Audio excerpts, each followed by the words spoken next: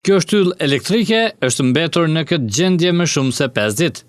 Qytetarët të cilët banojnë në këtë zonë thonë se kanë frikë se shtyllat do të rrëzohen dhe të bijnë në shtëpitë e tyre.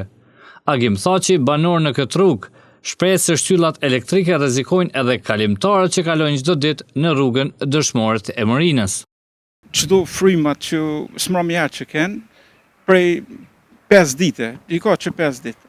Amo gjendja e tij është edhe shumë më përpara, po bashkë siguron këtë formë që 5 ditë i ka.